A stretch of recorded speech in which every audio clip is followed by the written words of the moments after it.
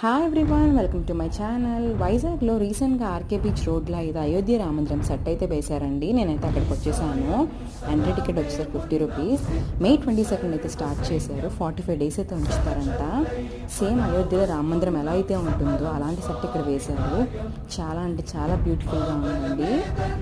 Timings వచ్చేసి morning 10 AM నుంచి night 11 PM వరకు అనమాట. ఇక్కడ నుంచి బీచ్ వ్యూ అయితే చాలా అంటే చాలా బాగుందండి. సో ఎవరైతే వైజాగ్లో ఉన్నారో డెఫినెట్లీ ఒకసారి విజిట్ చేసేయండి.